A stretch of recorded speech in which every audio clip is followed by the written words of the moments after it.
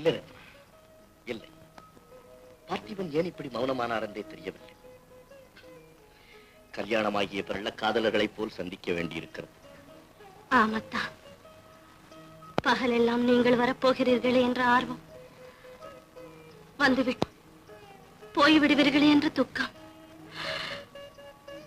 உலகமறிய உங்களோடு நான் எப்போது வாழ்வேன்?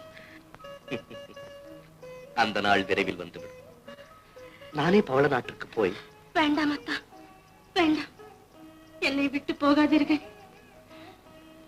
தினம் உங்கள் முகம் பார்க்கும் பாக்கியம் கூட எனக்கு இல்லாமல் போய்விடும். பொறுத்து பார்க்கலாம், நம்மை வாழ வைக்கும் செய்தி வருகிறதா என்று.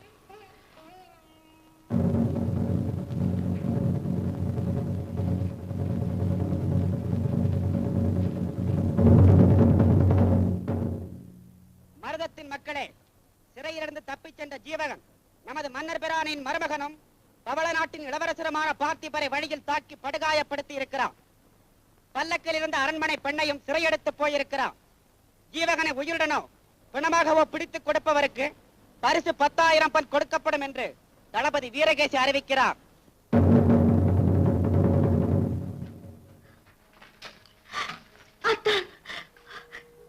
இது என்ன கொடுமைகள்? கனவிலும் நினைக்காததெல்லாம் நனவில் நடக்கிறது கண்ணே. தளபதியாரின் மூளையில் கற்பனை ஊத்தெடுக்கிறது. நாம் யாருக்கு என்ன தீங்கு செய்தோம்? நம் வாழ்வு ஏன் இப்படி ஆகிவிட்டது? ஏன் இப்படி ஆகிவிட்டது? கவலைப்படாதே கண்ணே. கொதிக்கும் நீருக்கும் கொந்தளிக்கும் கடலுக்கும் குமரும் எரிமலைக்கும் உதாரணமாக அமைந்து விட்டது நம் வாழ்வு. பொறுத்துக்கொள் அன்பே, பொறுத்துக்கொள். பொறுத்தது போதும் அத்தா. உங்கள் பெயரில் கற்பிக்கப்பட்ட இந்த களங்கம் என் இதயத்தை பிளக்கிறது. நான் இப்போதே சென்று அப்பாவிடம் உண்மையை சொல்லிவிடுகிறேன். வேண்டாம் கண்ணே, வேண்டாம். காலம் சொல்ல வேண்டிய உண்மையை உனது கண்ணீர் சொல்ல முடியாது. நாம் மனமானவர்கள் என்ற ரகசியம் தெரிவதற்கு பார்த்திபன் பிணமாகாமல் பார்த்துக் கொள்ள வேண்டும். நான் இப்பொழுதே பவள நாட்டுக்கு சென்று பார்த்திபனுடைய நிலை அறிந்து வருகிறேன். அதன் பிறகு நமது தலைவிதியை நிர்ணயிப்போம். அத்தா,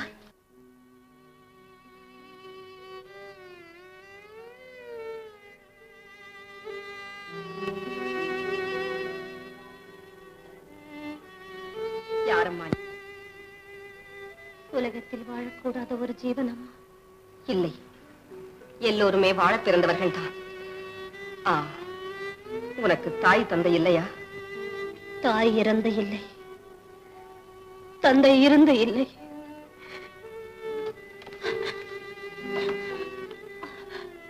கணவன் கண்மறைவில் இருக்கிறார். ஏன்? கள்ளனா? இல்லை. காமுகனா? இல்லை. கொலைகாரனா? இல்லை அம்மா, இல்லை. இம்முத்தொழிலும் படைத்த மூர்க்கனாக இருப்பதால் தான் கர்ப்பிணியான உன்னை இப்படி தவிக்க விட்டிருக்கிறான் உன் கணவன். கொல்லும் புலியும் குடும்பம் நடத்துகிறது, பொட்டும் குளவையும் கூடு கட்டி வாழ்கிறது.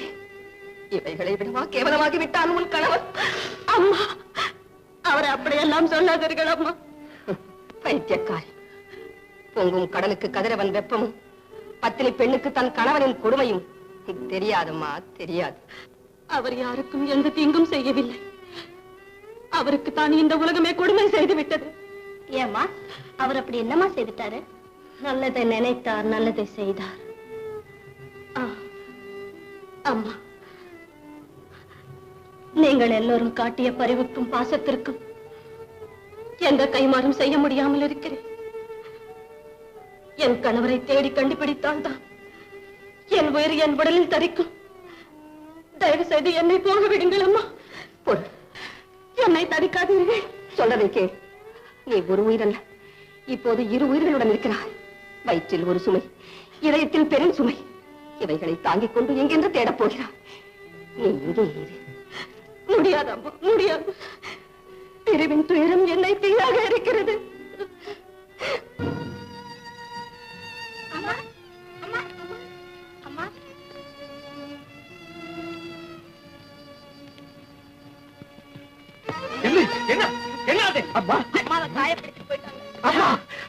யாரம்மா இந்த கொடுமையை செய்தது?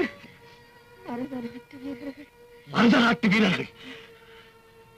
என்னை பற்றி கவலைப்படாது. ரத்னாவையும் குழந்தையையும் தூக்கி கொண்டு போய்விட்டார்கள். சொன்ன பெண் தான் அவள். இப்போதுதான் அவள் யார் என்று தெரிந்தது. முன்பே அவள் சொல்லியிருந்த இந்த கதி வந்திருக்காது. அண்ணே, வீரகேச ஆட்களாக இருக்க முடியும். இருக்கும் வீரகேசா, நீ என் மனைவியை சிறையெடுத்து போனது நான் உரையெடுத்த வாளை உடன் எடுத்து வர வேண்டும் என்பதற்காகத்தான். தம்பி, போர்தாங்க தனியா போக வேண்டாம், படையுடன் போங்கள். பார்த்திப மன்னரை காக்க உங்கள் படை உதவட்டும். என் கூர்வாள் ஒன்று போதும் அவன் பெயரை இனி யாருமே கூறாமல் செய்வதற்கு. அம்மா, உங்கள் மகன் அறப்போர் புரிய போகிறான். இதில் இருப்போர் யார் இறப்போர் யார் என்று சொல்ல முடியாது. எனக்கு விடை கொடுத்து அனுப்புங்கள். வெற்றி திலகமாக மகனே. அம்மா, அம்மா!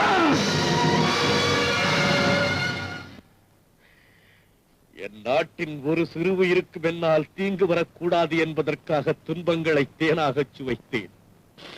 தீக்கணல்களை மாலையாக அணிந்தேன். என் வாழ்வின் தீபத்தை பறிகொடுத்தேன். என் தெய்வத்தை இழந்து விட்டேன். என் தாய் பாலோடு ஊட்டிய வீரத்திற்கும் என் தோளோடு ஒட்டிய தீரத்திற்கும் இன்றுதான் வேலை வந்துவிட்டது. என் தாயின் மீதானை, அவர்கள் சிந்திய ரத்தத்தின் மீதானை, என் தாய் நாட்டின் மீதானை, என் உடலிலே உயிரும் அந்த உயிருக்கு சிறு அசைவும் இருக்கும் வரை வீரகேசியை தடுத்து நின்றே வீழ்த்துவேன்.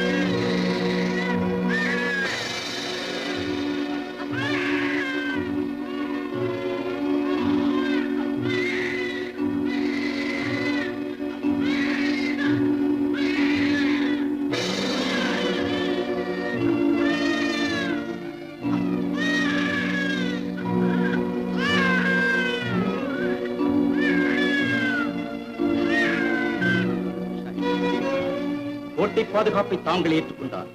மற்ற ஏற்பாடுகளை நான் கவனித்துக் கொள்கிறேன். நல்லது. ரத்னா எங்கே இருக்கிறாள்? இங்கேயே பத்திரமாக இருக்கிறார். மன்னரின் ஓலை வாசிக்கப்பட்டதும் தங்கள் ஆவலை நிறைவேற்றி வைப்பார் வீரகேசி. கோட்டை கதவுகளை மூட சொல்லுங்கள். நல்லவர்களே, நாட்டின் தலைவிதியை நிர்ணயிக்க வல்லவர்களே, அரச பீடத்திற்கு நல்லவர்கள் வருவதில்லை. அப்படி அவர்கள் வந்தாலும் நல்லவர்களாக இருக்க முடிவதில்லை என்ற சம்பிரதாயத்தை மாற்றியவர் நாம் போற்றிய பூபதி மன்னர். அவர் நீங்காத நித்திரை கொள்வதற்கு முன் முத்திரையிடப்பட்ட இந்த ஓலையை உங்களுக்காக விட்டு சென்றிருக்கிறார். மக்களுக்காகத்தான் ஆட்சி, ஆட்சிக்காக மக்கள் இல்லை என்ற கொள்கை படைத்த நம் மன்னர் தன் கைப்பட எழுதியதை வாசிப்பார் பொன்னகிரி மன்னரின் பிரதிநிதி சர்தார் விக்ரம் தான்.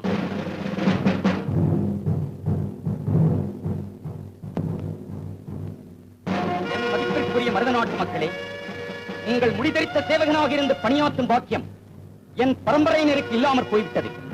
மகனோ மதியேற்றிருக்கிறான், மகளோ கதியேற்று போய்விட்டாள். தகுதியில்லாதவனும் தண்டனை பெற்றவனும் இந்த நாட்டை ஆள முடியாததா? அறிவும் ஆற்றலும் படைத்த உங்கள் அன்பிற்கு பாக்கியமான என் மைத்துனர் விக்ரமசேன வீரகேசியை எனக்கு பிறகு மன்னனாக நியமிக்கிறேன்.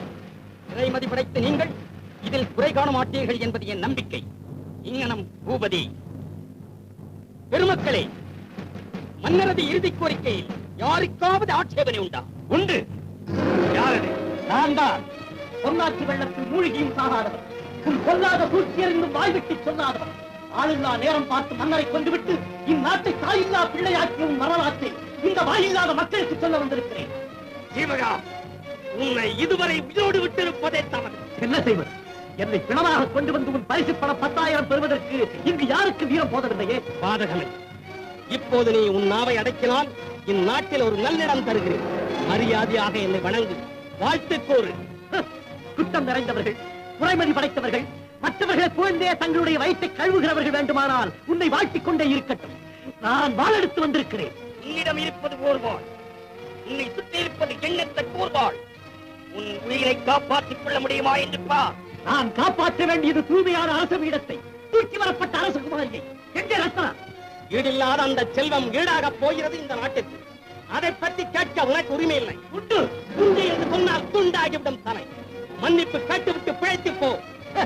மன்னித்து பழக்கம் உண்டு, மன்னிப்பு கேட்டு பழக்கமில்லை. மாற்றிக்கொள் உன்னை. மாற்ற முடியாது என்னை. பிணமாக கூடவா? விடுங்கள் அவனை. நெருங்காதீர்கள். என்னோடு போக வேண்டியது அந்த அதிகாரம். விலகி நில்லுங்கள்.